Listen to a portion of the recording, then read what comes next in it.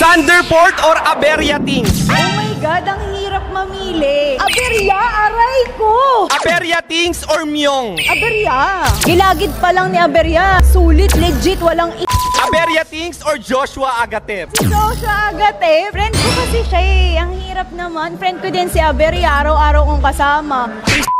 Uy, hindi magkaganon sa taong ini kahit inaaya ng 3 ayoko mag-talk. Sige, Aberya pa din. Aberya Things or Tio Bray? Sorry, hindi ko kilala si Tio Bray. Hindi po kasi ako mahilig mag-cellphone. Pasensya na po. Sino yun? Si Tio Bray na lang. Para di na magalit si Tio Bray. Tio Bray or Rendon Labador? Siyempre Rendon. Matapang si Rendon eh. Yan yung mga gusto ko sa mga lalaki. Sobrang tapang. Kahit may sinabi siyang iwan pamilya, magkakaroon siya ng responsibility bilang lalaki. Kaya feeling ko si Rendon. Rendon talaga. Rendon Labador or Boy Tapang? Ang tatapang naman ng mga pinipili mo naman sa akin. Rendon pa din. Kasi si Boy Tapang yan.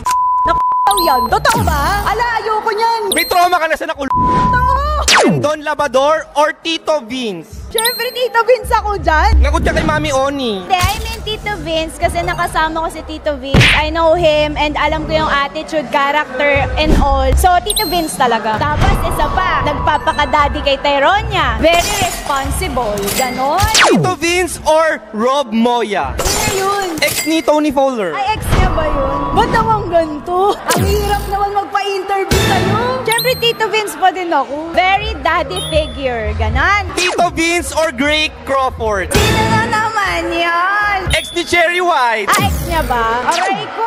Wala pa kasing anak ata yung Gray Crawford eh. Bigyan ko na lang ang anak. Tignan natin, malaman. Sino ba pinili mo? Si Gray. Last but not the least, kailangan mabanggit to. Halika dito. Greg Crawford or Lakas Tama? Ayoko na.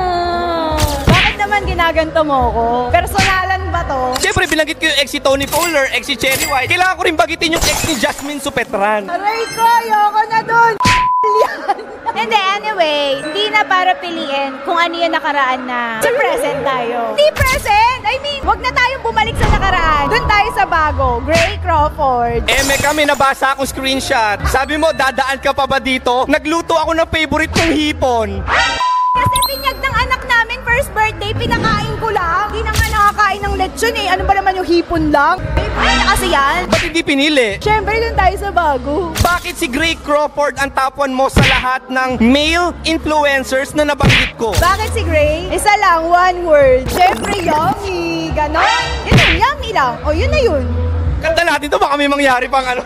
Are you looking for adorable yet affordable photo shoot? Capture the joy, the giggles, and all the sweet moments with Storz Creative Films. They will help you create memories that will last a lifetime. Dito nagpapashoot si Jasmine para sa kanyang baby. Capture the magic of childhood. Let Storz Creative Films turn your little one's moments into timeless memories. Book your session today with Storz Creative Films. Contact them at 0917-168-8922.